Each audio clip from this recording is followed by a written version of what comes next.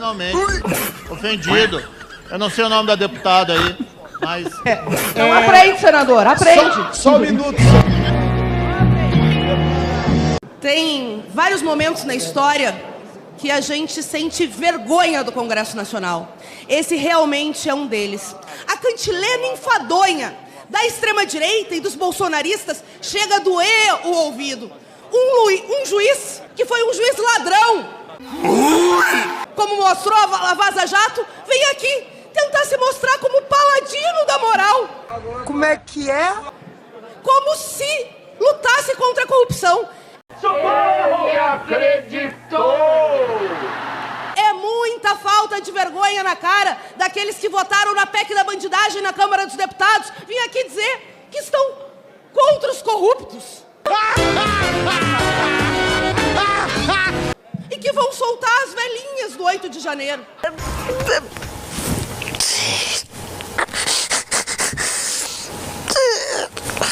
Mentira, mais ou menos, mais ou menos. Todas com tipo penal, todas que participaram dessa aventura golpista, mas que teve um comando. Generais, Bolsonaro filho. Que Já matou alguém? Não, não cheguei a matar. Já tomou um tiro? Não tomei. Você viu guerra? Não, não sei não. Não, você é militar de bosta. agora tenta se alçar presidente em nome da soltura do pai. Pergunta da Júlia. Tá passando mal. Tá passando mal. Fazem um acordão para não ter investigação do caso Master. Isso é uma vergonha. As coisas têm que ficar claras para o povo brasileiro. Vocês que andaram nos jatinhos do Vorcaro. Como é que é? Vocês que usaram o apoio desse, que é um dos maiores corruptos da República. Amiga, não tenho como te defender. Não tenho como ficar do teu lado, bicho. Para tentar a reeleição do Bolsonaro em 2022. Vocês que têm um elo histórico endêmico com corruptos como esse.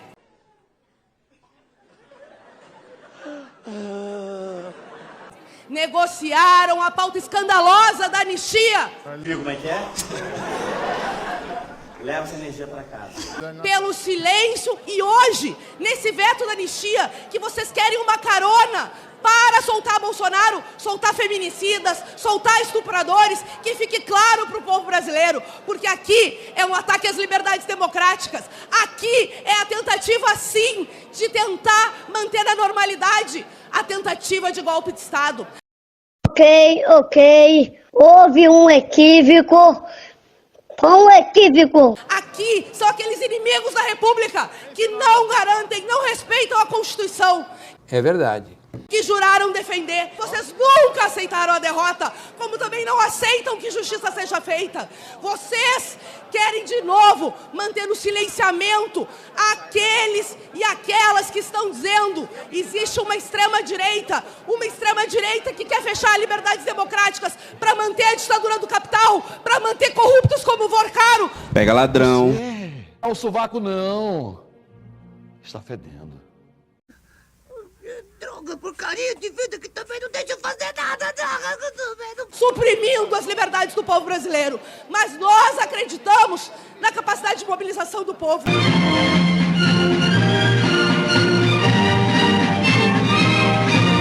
Foi essa mesma Câmara que votou por ampla maioria salvo-conduto para bandidos e criminosos. Errou feio, errou rude. Com voto a favor de Nicolas, de Sóstenes, de todo o PL. E 5 dias depois, o povo brasileiro foi às ruas. E o Senado, na pressão, foi obrigado a arquivar a PEC da bandidagem. Esse povo precisa se levantar. Andar de quem domina a situação. Olha lá. Olha como ele vai. Ó como ele vai. Aqui, ó o break, ó o break, ó o break, ó o break. Ó. Opa. Essa aqui é a carteira de trabalho do Romeu Zema. Ele já postou ela várias vezes nas redes sociais dele pra mostrar como que ele teve uma trajetória que começou a trabalhar aos 15 anos de idade até se tornar um milionário como ele é hoje. O que ele, às vezes, não fala é que essa carteira foi assinada pelo vô dele, como tá escrito aqui, Domingos Zema, que fundou o Grupo Zema.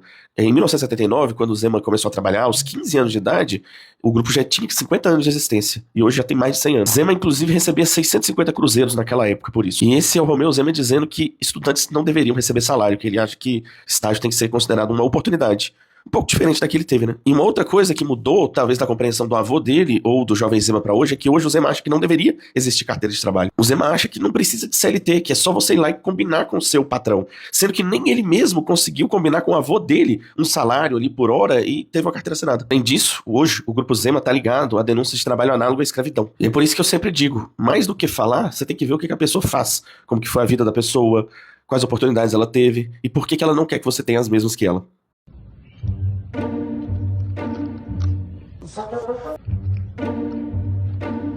Banana com casca. Não tenho cara de bobo, não. Ele falou, Léo? Tá falado, deixa aí.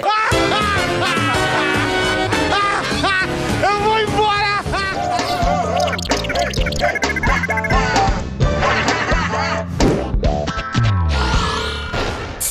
Bom dia, boa tarde, boa noite, professor Roberto na área aqui com vocês, no nosso programinha de segunda-feira, professor Roberto na noite, exatamente, antes dá um like, aperta o sininho e te inscreve no canal, exatamente, assim você recebe todos os nossos programas aí direitinho no canal do YouTube, também porque você é importante, porque cada vez que você dá um like, o nosso programa, ele sobe de ranking, exatamente, ganha importância, e com isso, ele extrapola as fronteiras do Rio Grande do Sul, pegando todo o Brasil, pra dizer que aqui em Porto Alegre tem canal de esquerda.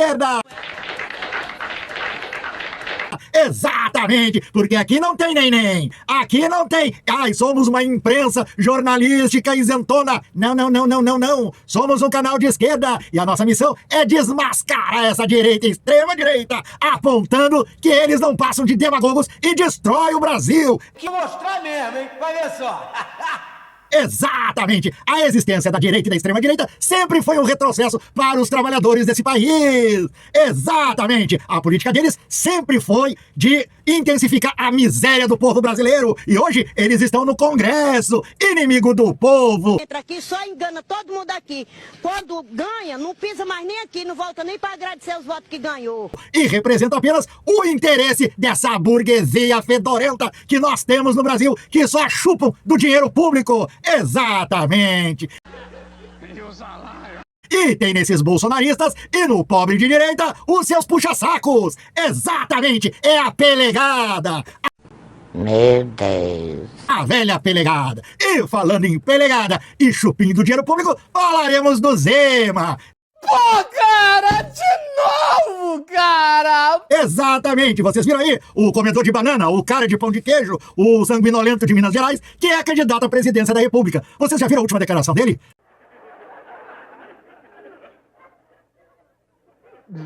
Pois é, esse cara tem a cara de pau e o tupete. Não, porque o tupete era o outro presidente, aquele que era o vice do Collor, o Itamar, né? Pelo menos esse era um pouquinho melhor, porque esse aí que a gente tem aí como candidato à presidência da República, que é governador de Minas Gerais, faça-me um favor, hein, mineiros? Vocês, aquela velha coisa, né? Aquele velho ditado, o mineiro só é solidário no câncer. Exatamente! Botar uma coisa dessas como governador do estado de vocês e fazer com que ele quebrasse o estado de vocês é muita alerdice, né?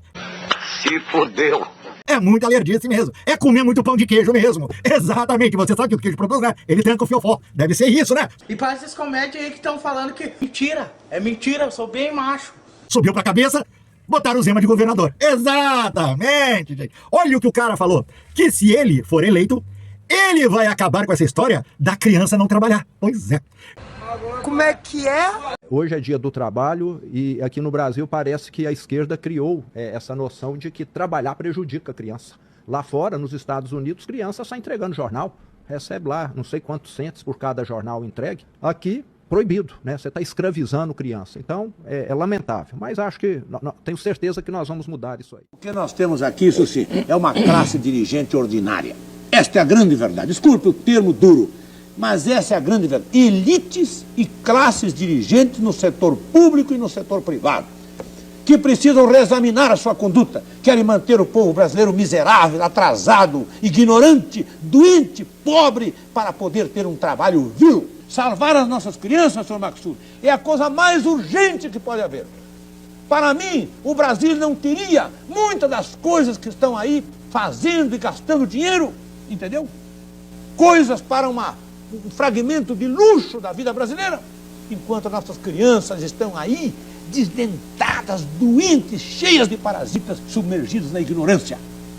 Prioridade número 1 deste país, salvar as nossas crianças. Já falava o velho Brizola, que dizia o seguinte: lugar de criança é na escola, porque a criança é o nosso futuro, é o futuro do Brasil, do desenvolvimento do Brasil. E quanto mais educação, quanto mais dinheiro, né, tu aplica em educação, melhor será o nosso futuro. E parece que esse elemento simplesmente extrapolou, gente. Extrapolou, porque agora ele quer botar nossas crianças novamente nas sinaleiras. Exatamente. E ainda assim é a favor do fim de todas as leis trabalhistas infantis. Completamente. As crianças adoram trabalhar, é como uma brincadeira para elas se sujarem todas nas minas de carvão. Como elas são pequenas, podemos colocar mais no espaço apertado. Ora, a nossa criança de 6 anos pode trabalhar de 18 a 20 horas sem descansar. Novamente nas carvoarias, ou vocês já se esqueceram das carvoarias de Minas Gerais? Hoje é dia do trabalho e aqui no Brasil parece que a esquerda criou essa noção de que trabalhar prejudica a criança. Lamentável, mas acho que, tenho certeza que nós vamos mudar isso. 70 mó de cana e eu vou fazer 90. Me levanto às 3 e é muito ruim o corte de cana.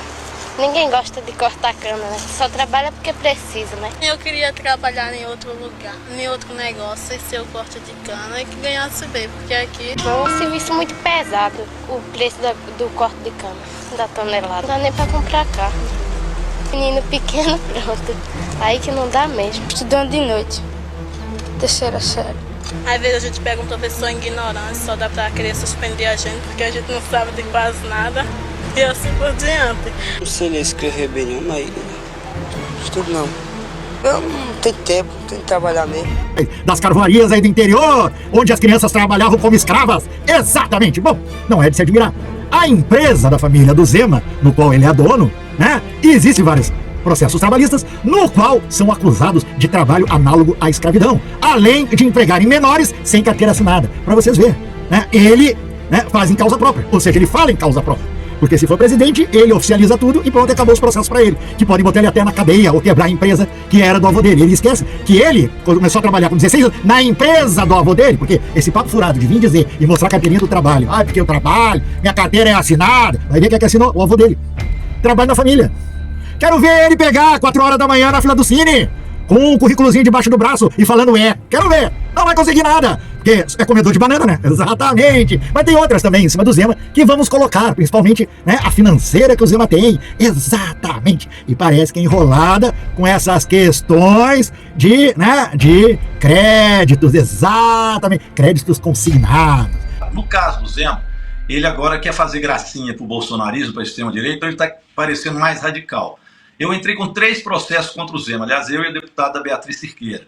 Um deles é pela questão do trabalho escravo. Não sei se você sabe, além do trabalho infantil, o Zema está encalacrado com o trabalho escravo. A empresa dele, Eletrozema, contrata outras empresas que fazem carregamento de avião, de caminhão ou de cargas, né? Carregando cargas ou descarregando cargas, e contrataram empresas que estão na lista suja do trabalho escravo, que utilizam o trabalho por 19 horas até 22 horas.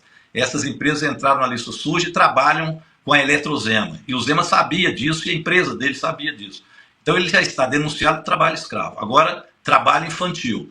E a outra que é uma questão dos livros, que hoje à tarde nós vamos fazer uma denúncia deles, são 383 milhões de indícios sérios de corrupção em contratação de livros didáticos que não estavam sequer planejados dentro do governo de Minas e muito menos na Lei de Diretrizes e Bases. Então esse Zema está muito engraçadinho, atacando o Supremo para ver se arruma voto, mas ele vai ter que responder a essas questões. Então é o Zema, né? Mas não é só ele não. É uma visão que, por exemplo, o Nicolas Ferreira, deputado federal, tem também. Para se terminar com a jornada 6x1, tem que pagar o patrão para que ele possa diminuir a jornada do trabalhador e faz a bolsa patrão. É como se pensava na escravidão, né? Para libertar os escravos, tinha que pagar os donos de escravos. Essa proposta apareceu muitas vezes lá. Eu acho que é o que o Nicolas faz agora. Então é o atraso do atraso isso, pessoal. Eu acho que começa a ficar mais claro qual o debate de relações sociais, o debate político que nós temos no Brasil. Eu fui da CPMI do INSS. Vocês lembram que eu convoquei o Zema lá? E o Zema fugiu. Falou que iria, o Partido Novo falou que ele não temia nada e, claro, nunca apareceu. O Zema não ganhou nada disso na meritocracia que ele fala, não. Ganhou na mamata. Ele, por exemplo, vocês não sabem, mas ele tem um banco que chama Zema Financeiro, Financeira Zema. Essa Zema Financeira ganhou, no segundo turno das eleições do Jair Bolsonaro, o direito, e foram só 9 instituições financeiras que ganharam esse direito, entre aspas, de explorar aposentado no Bolsa Família. Então, o Zema Financeira ganhou só naquele ano 200 milhões. Ao todo deve ultrapassar 800 milhões explorando o crédito consignado de aposentado do Bolsa Família. Essa é a Zema Financeira, esse é o Zema, que ficou igual um demônio fazendo campanha para Bolsonaro no segundo turno, fez até mais que para ele. Com um presentão desse, né? Então essa é a margem de lucro também do Zema. O Zema ganhou na mamata as coisas que ele fala que foi por meritocracia.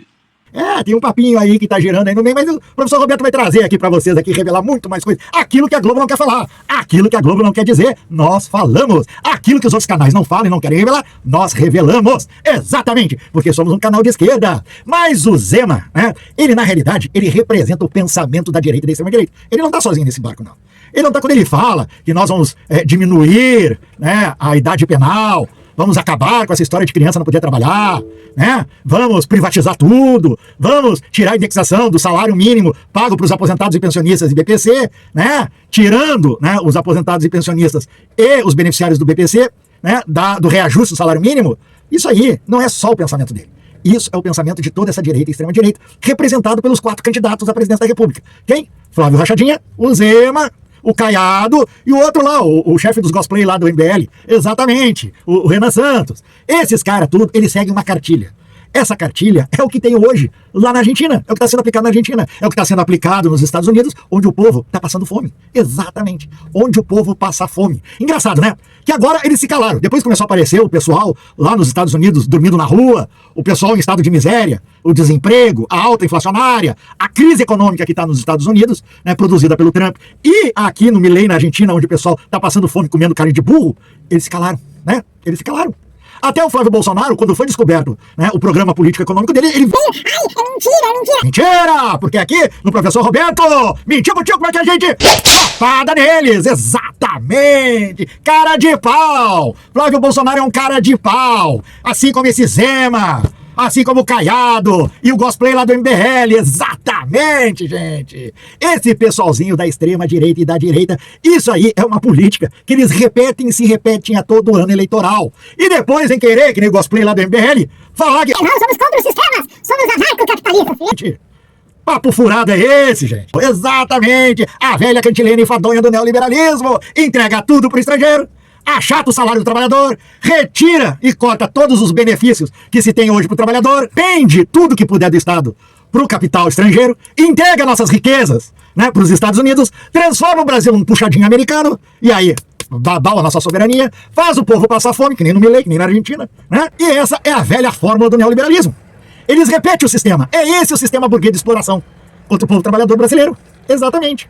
Por isso que eles são contra, né, acabar com a escala 6x1, por isso que eles são contra todo ano reajuste salarial que o Lula dá, acima da inflação, por isso que eles são contra estender qualquer tipo de benefício, né, de política de benefício e transferência de renda, por isso que eles são contra o corte total nos repasses à educação e à saúde. Para que trabalhador saber ler e escrever? Para que trabalhador ter saúde, né, acessível? Ele tem que trabalhar, ele tem que morrer trabalhando. É essa a lógica deles.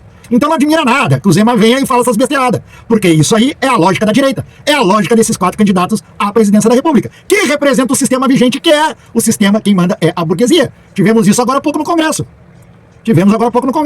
Quando eles rejeitaram no Senado o nome, né, do José Messias. Por quê? Porque ele vinha do povo, era um cara que não era de classe rica, não tem pais, nem tios, nem avós, que foram grandes juristas, um cara que estudou escola pública, uma pessoa que fez concurso público, que entrou pela porta da frente, e nem como Flávio Bolsonaro, que entrou pela porta dos fundos, que nunca trabalhou, ou a família, né, Bolsonaro, que nunca trabalhou na vida, certo? Pertencia à classe pobre, exatamente, e foi rejeitado pelo Senado, a maioria que representa o interesse da burguesia. Por que isso? Para não compor o Supremo Tribunal. Onde é que já se viu? Já basta o burguês, tem agora no governo Lula, que aturar o pobre passando férias nas praias onde é que eles passam as férias. Né? Isso já é demais, segundo a burguesia. Exatamente. Então, nada melhor do que eles terem um candidato à presidência que ganha as eleições, como Flávio Bolsonaro, para voltar a colocar o pobre no seu lugar, ou seja, na dependência. Dependência econômica. Assim, a burguesia pode ir lá dar 50 pila que vai estar sempre eleito. Pode ir lá dar um cestinho básico para dizer, eu fiz bem, agora eu posso ir na igreja e dizer, meu Deus, eu ajudei um pobre. É isso aí, gente. A realidade brasileira é essa. E a gente tem que mudar isso. Como mudar isso? Daí vocês perguntam, como é que a gente vai mudar isso, professor Roberto? Eu vou dizer para vocês. É mudando a formatação do Congresso. Hoje, existe uma maioria no Congresso que representa os interesses da minoria, que é a burguesia. E existe uma minoria que representa a maioria, que é o povo brasileiro. Nós temos que mudar essa correlação de força e elegermos o máximo possível de senadores e deputados federais que sejam ligados às pautas populares, gente. As pautas dos interesses do trabalhador e da trabalhadora. Pauta econômica, que dê mais condições para o trabalhador e a trabalhadora ganhar no final do mês o seu salário, que mantenha a inflação baixa, que desenvolva o Brasil para criar mais empregos. Não esse pessoal que não produzem nada, ganham mais de 40 mil reais por mês, mais os 100 mil reais chegando a 1 milhão de reais por ano, né, tendo um monte de mordomia e ainda votando contra você, que é a maioria do povo brasileiro, que paga o din-din do seu imposto de consumo em cima, né, em cima daquilo que tu compra, tu paga o salário desses cabras para irem contra você. É isso que nós temos que romper. Quando chega o final, na época de eleição, no final de gestão deles, eles começam a aparecer no teu bairro. Você notou isso? Todos a mesma coisa. Começa a aparecer, fazendo promessa. Daí eles botam os capitães do mato, que são aqueles que trabalham dentro da comunidade, a favor deles, que não é a favor deles, e a favor deles próprios, para empregar no gabinete, ou então se eles ganham uma prefeitura, para empregar como CCs. Eles fazem essas lideranças, que são falsas lideranças comunitárias, ou representante comunitário, que só se interessa pelo ganho pessoal, puxa saco dessa gente, capitão do mato dessa gente, te convence a votar nos candidatos deles, que nunca aparecem. Se aparecem uma vez a cada 4 anos. É isso que nós temos que romper, gente. Temos que votar em pessoas, em candidatos que tenha um programa, proposta, no qual reflita a tua realidade, as necessidades da tua realidade. Tu te acordar às 5 horas da manhã para pegar um ônibus superlotado porque o teu bairro não tem ônibus ou o ônibus vive estragando. Temos que ter políticos para cuidar disso.